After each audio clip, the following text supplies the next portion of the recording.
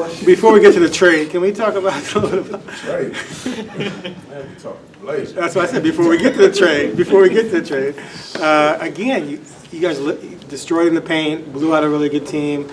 Is this just more of the same for you guys? Is everything clicking? Is it time to start talking playing? Man, I just want to keep talking game to game. I'm just happy for our guys, man. They just playing together. You know, it's what we've been stressing the whole time is just play together. You know, just try to play fast as heck. Rebound, you know, we did a good job. Go +6 on the glass tonight. We've been kind of focusing on that. Like we play these really good defensive possessions, and then it happened tonight several times too. You know, give up a couple offensive rebounds on a possession. We limit those opportunities, but when we rebound, we got so many guys that can make plays. It just makes it tough to guard us because you don't just set up to guard one guy or two guys. Like it's so many guys live and at you. So I'm just happy for him. I was happy for Da tonight. I mean, 11 for 12. He dominated the game. He really did. He's obviously always very emotional against this team, so it was fun to see him just go dominate the game. Chauncey, ever since Jeremy came back from the injury, it seems like defensively he's ratcheted up to almost like an Olympic level where he was that guy who just covered whoever he needed to cover. What do you get from him and kind of him showing the young guys fitting in that? You know, to me, Jeremy is he's been guarding at a really, really high level all season. All season he's been even nights that, you know, there's been nights that he's gotten 3 and 4 shots in a game, and he's been a little frustrated with it, and rightfully so. He is still, he just guards his behind off every single night, and I think it's noticeable now. You know, people are starting to really see it. You know, he's holding some really big-time players to some average numbers, you know. So that's just who Jeremy is. You know, he's been a two-way player his entire way. You know, in fact, he came in the league on a one-way player, and that was just defense.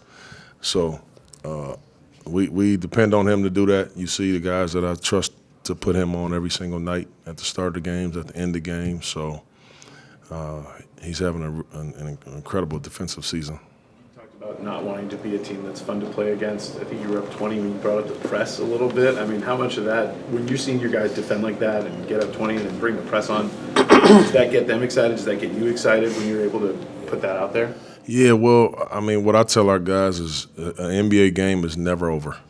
It just isn't. You know, guys can, with three-point shots so prevalent now, like guys can get going. You go on a 9-0 run, you know, 12-2. I mean, the game is never over. So you gotta stay aggressive the entire time. And I was happy to see our guys just do that. You know, we wanted to just try to wear on this team, knowing that they played last night. You know, you catch a team on a back-to-back, you want to try to wear them down. I thought we stuck to that. Another good game for Shaden off the bench today. What you like about what he did? Yeah. I love his aggressiveness right now. You know, and I love he's picking the ball up the floor. You know, defensively he's been so much better as well. But man, I'm just loving how he's playing. He's looking for a shot. He's going in there getting tough rebounds. Yeah, he's playing really well. You guys had just 3 turnovers through 3 quarters. Yeah. That was one of your more impressive showings in that area this season. Yeah, I talked about it at halftime. We had 3 at the half. You know, didn't turn it over in the third quarter at all. That's impressive for us. To me, when that happens, that just lets you know that we're playing fast, we're playing free, you know. And even if that number was 6 or 7 or 8, you know, as long as we're doing that, playing the right way, and there are a difference in the types of turnovers that you have, you know. But I was proud of our guys. I knew that they would come in and try to hit us in the mouth early, knowing that we had been rolling. That's what good veteran teams do. I thought we did a really good job of flying around on their three-point shooting and their three-point shooters, knowing that we had our hands full with Book and with KD, but not letting Bill and Grayson and all of these other guys really impact the game was probably the key for us. So With about 2 minutes left in the game, some fan said something to Damian Lee, and then he started going over and telling all the players who were on the court something. And then he went over and said, looked like he said something to your bench. What did he say anything to you guys? Yeah, he was talking about the Luka trade. Yeah. Yeah. We had already knew by then, though, but When did you find out? I was, I don't know, a minute or so before that, some of the coaches behind the bench started talking about it. Your thoughts?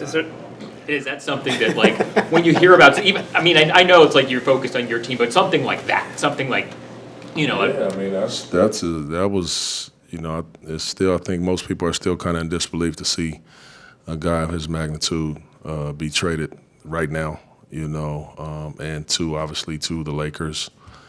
So the first thing you say, everybody just say Luka's to the left. I'm like, well, for who? You know, and then obviously you find out, you know, it's AD.